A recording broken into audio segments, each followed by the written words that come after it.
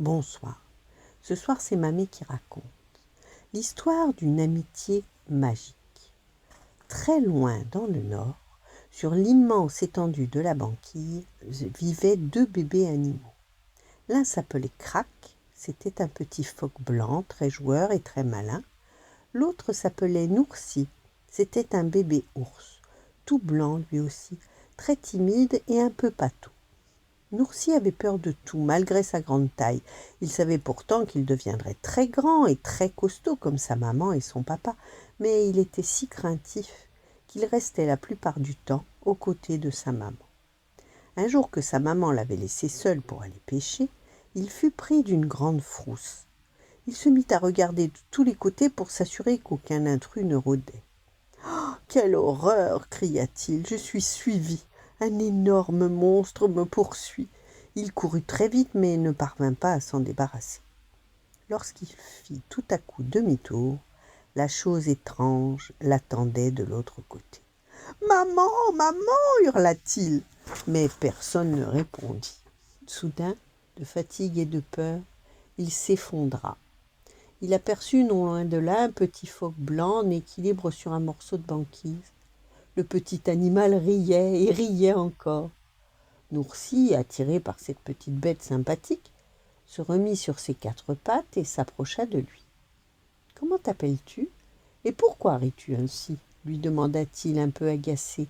« Moi, c'est Crac. Et toi, tu es trop marrant, » lui répondit le petit phoque. « Mon nom, ce n'est pas marrant. C'est Noursi, et je n'ai rien fait, » s'exclama l'ourson. « À ton âge, tu devrais savoir que cette chose qui te poursuit partout, c'est ton ombre, » dit le petit Crac. « Mon ombre? Et c'est dangereux, une ombre ?» Crac se mit à rire. Plus il riait, plus Noursi boudait. « Il n'est pas très gentil, pensa-t-il, il se moque tout le temps de moi. » Noursi s'éloigna alors, l'air un peu triste. Crac sortit complètement de l'eau et alla rejoindre Noursi. Ils firent connaissance et Crac lui montra ce qu'était une ombre. Il lui expliqua que chacun avait la sienne grâce au soleil. Ils se mirent alors à rire ensemble. Ils devinrent aussitôt des amis inséparables. On les voyait très rarement l'un sans l'autre. Ils s'amusaient comme des fous sur la banquise blanche et glacée. Ils inventaient des histoires et se retrouvaient dans un monde secret. Un jour cependant, alors que Crac s'amusait comme tous les autres jours, Noursi, lui, avait la tête ailleurs et paraissait triste. Il restait couché, regardait le ciel, comme il aurait voulu être un autre animal. Crac s'installa tout contre lui et lui murmura à l'oreille. « Alors, Noursi, tu as l'air bien malheureux aujourd'hui. Qu'est-ce qui t'arrive ?»« Rien, » répondit l'ourson. « Je suis juste un peu fatigué. Je n'ai pas bien dormi cette nuit. J'ai fait beaucoup de cauchemars. » Crac ne le crut pas vraiment, et pour ne pas l'ennuyer, décida de le laisser seul. « Ne pars pas si vite, » chuchota Noursi en tournant la tête du côté opposé à Crac.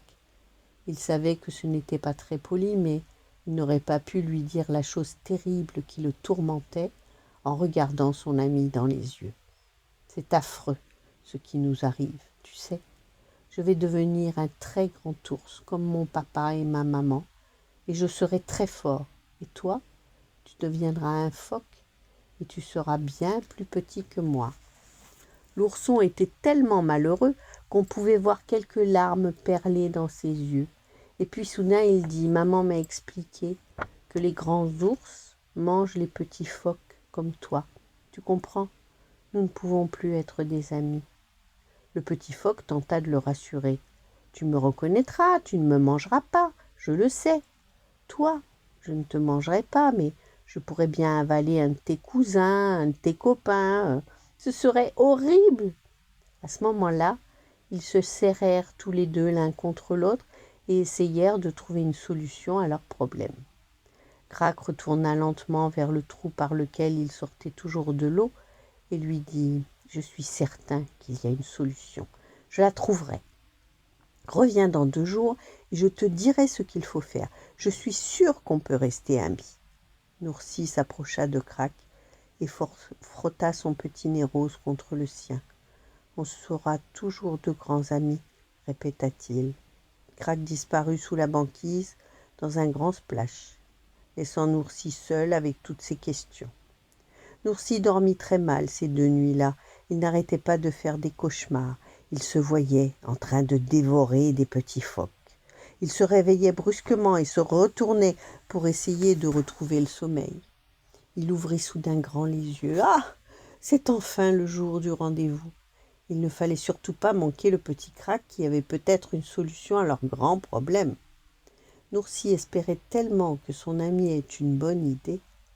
En avançant vers le lieu de rencontre, son cœur se mit à battre plus vite.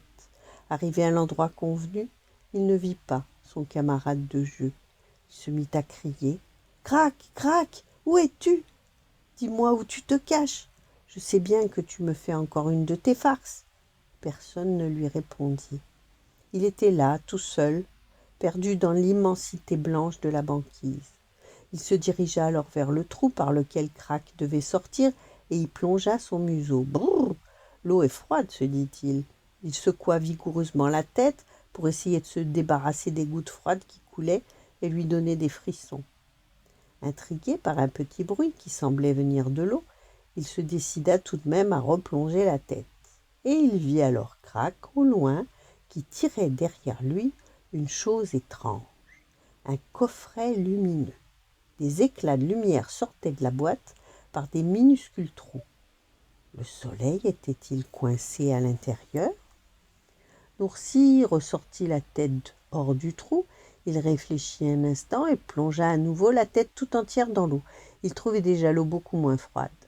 Il voulait appeler Crac, mais quand on ouvre la bouche pour parler, seules des petites bulles s'échappent. Pas une parole ne parvint à sortir. Comme il ne pouvait rien faire et qu'il commençait à manquer d'air, il ressortit la tête et se secoua de nouveau. Il s'assit alors tout près de là et attendit, avec une certaine impatience, le petit Crac et son colis mystérieux. Il avait le regard fixé sur l'eau. Si elle faisait quelques remous, cela signifiait que Crac n'était plus très loin. Et soudain, il vit quelques vaguelettes et aperçut un bout de la tête de Crac. Il était épuisé par le voyage, mais paraissait très heureux de sa découverte. « J'ai besoin de ton aide pour sortir ma boîte de l'eau. Elle est trop lourde. Je ne pourrai jamais y arriver tout seul. Pas de problème.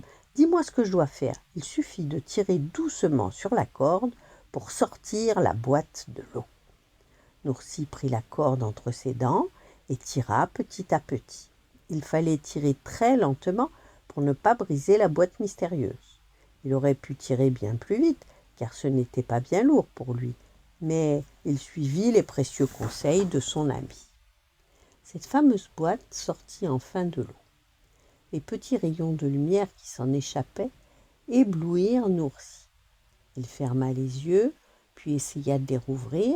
La chose était tellement lumineuse qu'il était incapable de la regarder plus de quelques secondes. C'était un peu comme les jours où il s'amusait à regarder le soleil. Ils avaient alors des petites formes noires qui dansaient devant leurs yeux. « Tu désires vraiment que l'on reste à jamais des amis ?» lui demanda Crac. « C'est ce que je souhaite le plus au monde, » répondit l'ourson. « Alors, nous allons faire ensemble le vœu de ne jamais être séparés. Puis, on ouvrira la boîte et on verra bien ce qui se passe. » Ils avaient tous les deux le cœur serré en prononçant leur vœu.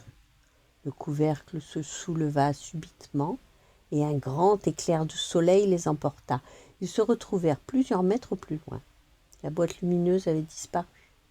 Ils se regardèrent. Leurs vœux avaient été exaucés. La lumière les avait transformés en renards des neiges. Depuis ce jour-là, on ne vit plus ni Noursi ni Crac sur la banquise, mais bien 2 petits renardeaux qui s'amusaient comme des fous. De tous les animaux de la banquise, seuls leurs parents reconnaissaient les 2 petits renards et partagent leurs formidables secrets. Voilà, bonne nuit, faites de beaux rêves et à demain.